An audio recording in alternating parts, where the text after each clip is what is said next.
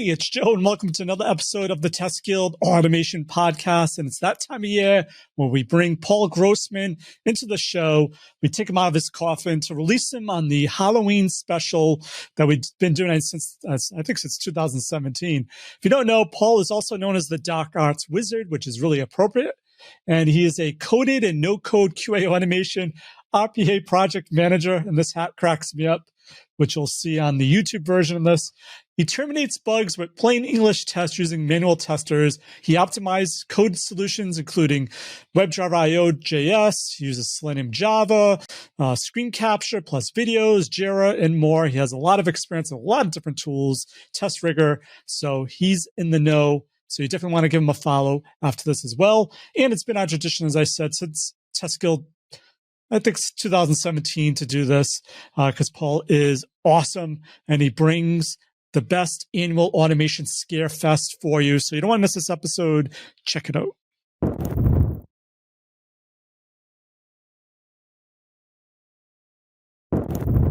Hey Paul, welcome back to the guild.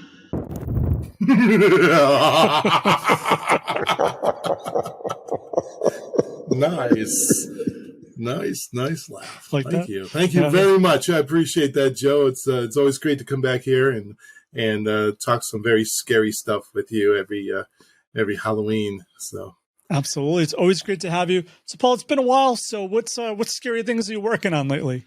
One of the scariest things, I hate to tell you this, but I actually was they had a layoff over at my job, and so I am currently looking for something new to do. What I'd like to do on this podcast is actually talk a little bit about some of the quick wins that I had on my previous position, and tell you about some of the cool stuff that I did. And if anybody wants to try and find me, reach out. I'm looking. Awesome. So that is awesome. Definitely scary stuff getting laid off. But I believe, Paul, you change jobs often, which is good. So how do you get over that scare? Because it's actually part of our industry. I think it's not something to be ashamed of or something that's out of the normal. So what do you tell other folks maybe that's going through this maybe for the first time? Sure. The first thing is keep yourself occupied. What I do is, I play around with just about every automation group that's out there. You know, there's Ministry of Test out of London. They are doing their own, the Ministry of Test bash. So I submitted some challenges. They have 4 challenges out there. So I said, I'm going to try and do this with some code. I'm going to try this with a codeless and see what I can do there. I also had came across a deal. I don't know if it's available still, but Udemy actually had a deal where they said, give us a certain amount of money and we'll let you learn anything that's Udemy has. Just pick a course, which was fantastic. So I took advantage of that as the last bit of expenditures in my budget. And I have that basically set up to go and learn anything that's, that's outside of that I didn't have a chance to go play around with. So that's my first 2 things, to really say, just keep yourself busy, work your contacts. I do have to say, I got to give a big shout out to my friends out at Guaranteed Rate, because they have spent the last couple of days just blasting out saying, Paul is a great guy, go hire him. So my GR family, big shout out to them. I love the company. I love the job. I wish I could have done it forever. But through no fault of their own, it's things are happening. So absolutely. There you go. So it is actually funny you bring this up. I think October 1st or this week in October was when I was laid off from GE, like in 2019. Mm-hmm. So I've been doing the side gig since then. So I know you're definitely going to fall on your feet because you're awesome.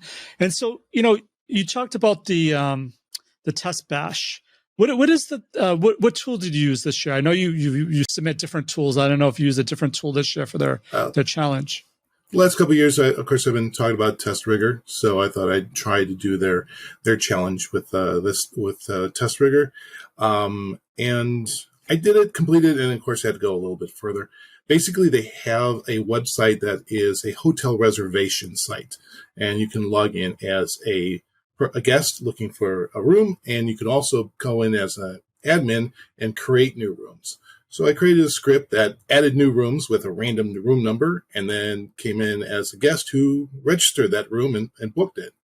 That was basically that was the GUI challenge, and then there was a second challenge they had, which was a data challenge. So I basically put together a data list of a whole bunch of reservations and had 100 different users go in and try to register all their rooms all at the same time.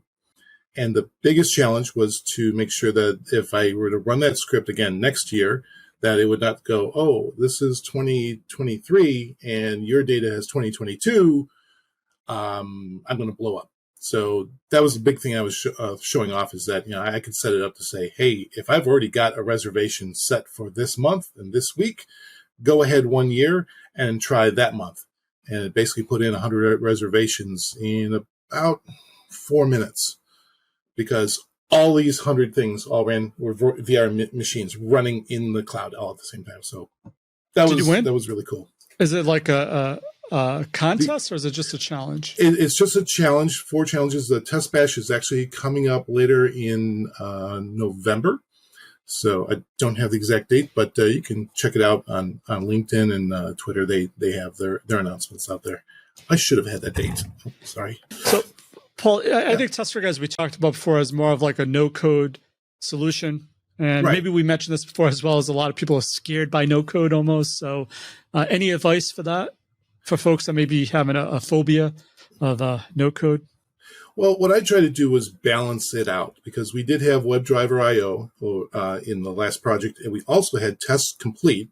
So we had like 3 different projects going on there. The thing I did with Test Rigger was I was able to build tests really quickly and get them to execute real quickly.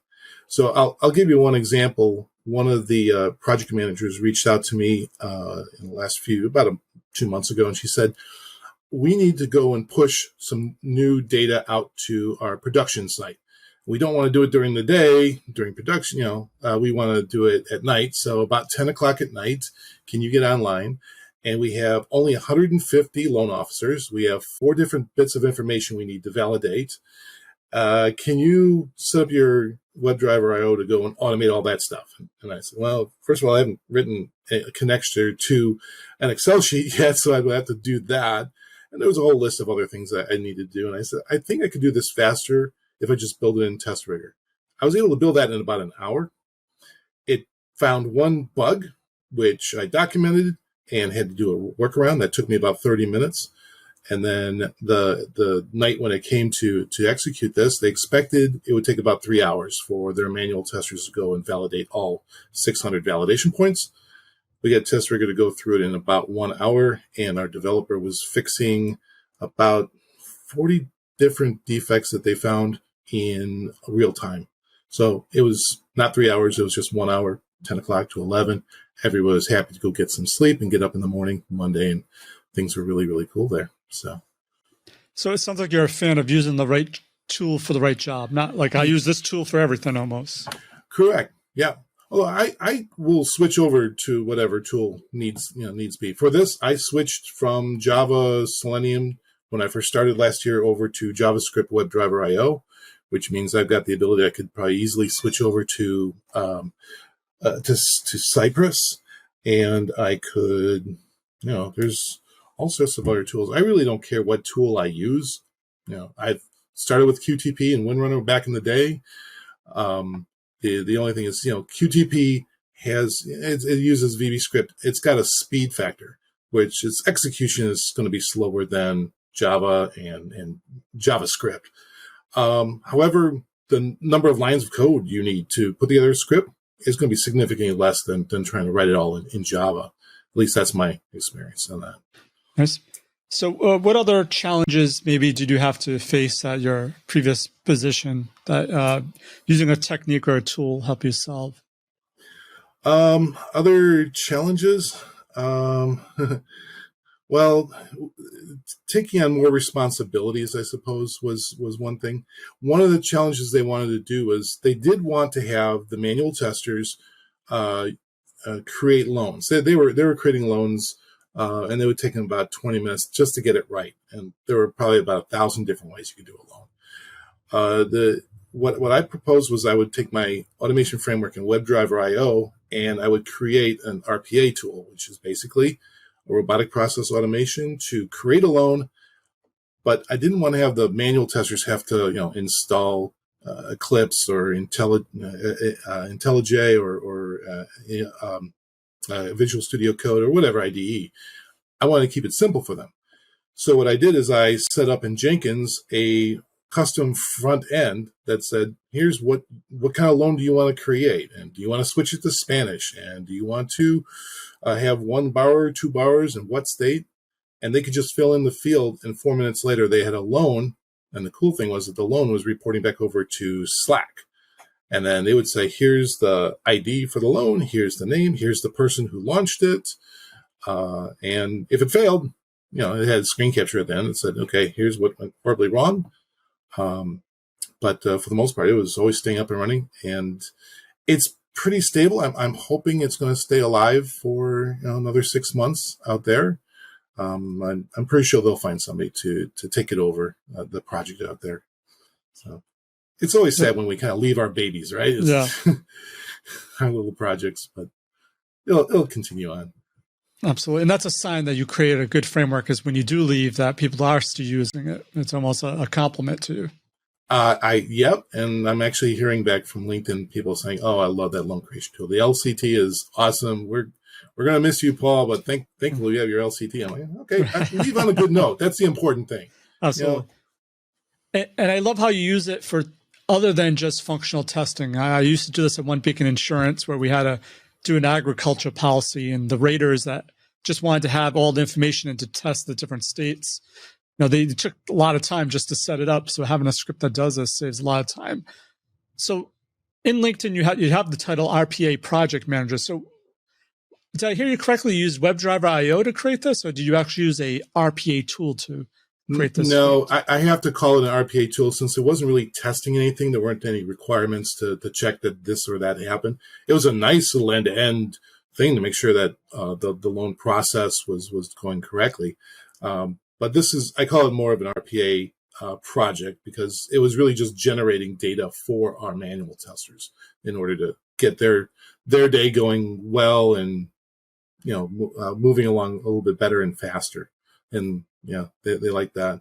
Everything else, and that, like I said, that was a kind of a derivative off of the existing framework that we had with WebDriver IO that was actually running tests and kicking stuff off, and then taking screen captures. And okay, we'd have to figure out what's going on, what changed, or what broke. So nice.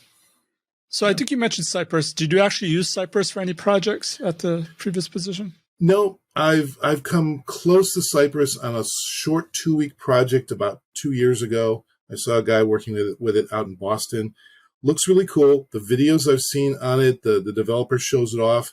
The fact that he's using Electron browser, and then he can go and record the browser, and you can actually do like a time travel backwards and forwards. I believe you can actually pick off all the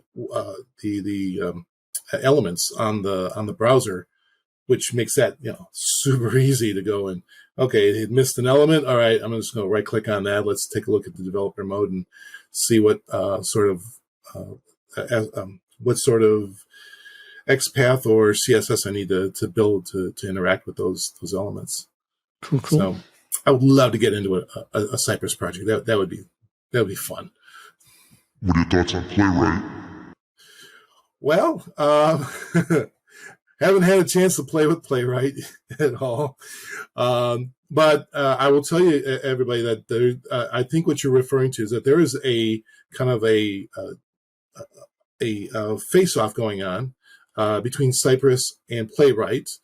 And I'm trying to think of who was in that. You can see it on the YouTube channel. I'll get you a channel, the link, where they talked about Playwright versus uh,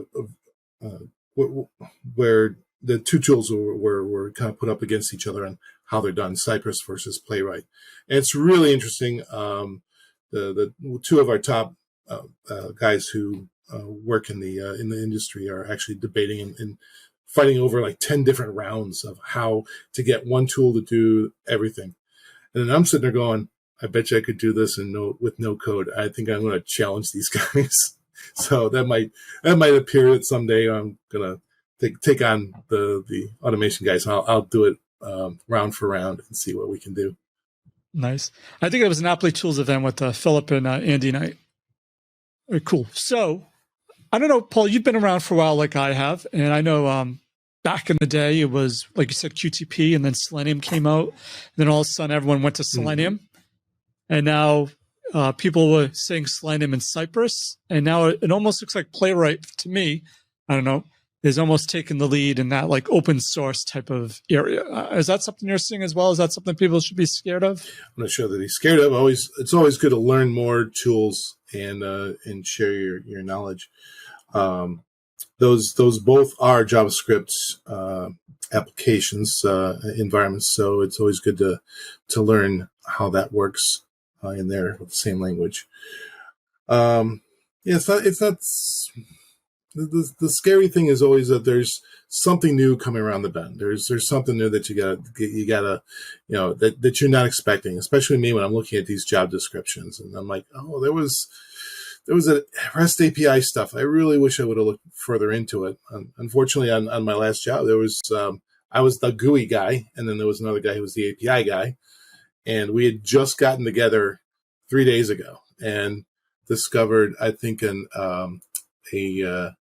JSON file to describe a loan, and then there was about 30,000 different values in there, and we went, wow, that's going to be interesting to go through and try and get it to a completed state.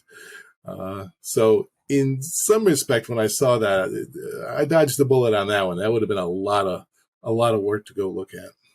Yep. How do you learn new tools so quickly? Because like I said, you used to know, well, you obviously still know UFT, but now you know WebDriver, IO.js, Selenium, you know all these other solutions for a long time. How are you able to switch, and now TestRigger, between tools like that? The switching is not too bad because, one, I do it. It's my day-to-day job. So you do that every day. You're going to learn that. The other thing is that there's a lot of similar techniques that are in previous projects that I just bring over. I'm like, okay, I know I did this in Java when I was trying to find a locator on the fly. I'll just figure out how to do it in JavaScript. But then there's all the scary things are the little things that come up that you didn't expect. And I'll give you one example. What I didn't anticipate in JavaScript was that the software goes so fast, the code executes so fast that it actually goes backwards in time. Yes, Joe, I'm telling you, the code goes in a different order. So one of the first things I wrote, of course, what everybody wrote, it's the hello world of the automation field, is to go and put your username, your password, and hit the login button, which I wrote the code in that order. But when I ran it in JavaScript, it executed in the reverse order. Hit the button, we'll put in the password, and put in the username. The reason being is that because JavaScript is set up to work on a browser and try to bring in as much as it can on multiple threads all at the same time to build your page fast, which is great for web pages, but for executing code, you have to tell it, oh, I need it to execute in this particular order. Don't try and put it on different threads where one of them will execute out of order. What that brings up is that you need to put in something called a sync for your methods and a wait, which tells it, hey, basically it sets up promises in the back end that waits for something to respond before it will move on to the next method. And if you miss just one of those, then the script gets really kind of weird. So I thought WebDriver IO handled that for you. That was one of the benefits of it. It used to. And I'm going to tell you, there is WebDriver IO had a implementation called Sync. And it was a Node project called Sync. And Node project, that Sync relied on another package which unfortunately died. I'm trying to think of the package that may come to me. But the support for it just basically died. Once that was gone, and that was the first thing when I was 3 months into the project, one of the SDETs said to me, we're going to have to change all this code here because the sync is going away, and we have to get rid of that if we're going to go to the next version of Node because it's not supported. And that's one of the scary things. I mean, there's all these different Node packages, and if one of them dies and you're depending on it, that's a scary situation. And that took us about, 4 or 5 weeks just to get through all the whole code base and start putting a sync awaits everywhere. And the real big challenge was I couldn't bury that into my framework. I would have loved to have a click. I do wrappers for all my methods. And if I could have had that embedded in somewhere, it would have been great. But every time you use this, you had to have an async await at the calling method. So everything had to go from top to bottom. I wasn't crazy about that. But if you work with Node, sometimes it pops up a little list that says, hey, projects are looking for funding. Take that seriously. If there's a project that you're using, take a moment and if you can, commit some money to do these projects that support you. There's another one more famous that occurred recently, which was Faker. Did you know the story about Faker? Yep. Version 6.6.6. Yep. Not much to get into that. A very Halloween number. Very Halloween scary number. And it actually was taken over by the Node community and is being taken care of. I think it's now community-faker is the name of the Node package. Or you can use the previous version from 6.6.6, which was like 6.1.3. I'm not sure on that. It was the mark of the automation beast. But anyway, so where was I going with that? So Paul, a very ghoulish development there. A lot of people think, open source, all is good. I don't have to pay for anything. Everything's roses and flowers and puppies and all that. But and they think vendors are opposite. So when would someone decide on when to use a vendor tool versus an open source? Do you have any rules of thumb that you use? Well, I'm. You've probably seen my LinkedIn. I'm very adamant about be careful about what you're not paying money for. I've said before it's like dumpster diving for your meals and bicycles. So they're free, but they're flat tire and missing a screw here or there. You really, let's see, for a rule of thumb, first of all, do a POC. Don't pay money to have somebody tell you that their tool is going to solve everything. And by the way, not every tool solves everything. You and I both know that. It's the right tool for the right job, like you said earlier. You want to, I'll tell you that, Test Rigger itself has a open source version, but you only get like one virtual machine. If you pay for it, then you get multiple ones. The more you pay, the more virtual machines you get, the faster you get your results. But the costs are generally like half of the salary of a manual tester that you have to justify. That's the same thing with other tools out there. You need to justify that the tools and the features that this is giving you is worth the cost that you're paying for it. I have mentioned before, and I get a little flack for it, but I always mention that Selenium had introduced in Selenium 4 relative element location. That was introduced, I believe, in 2019. UFT had that back in 2012 or even earlier. So it's free, but if there's a feature that some other tool has that you're used to, you might be waiting a few years before the free tool catches up. And enough people are screaming for it, saying, hey, I saw this in some paid tool. When is it going to come in Selenium?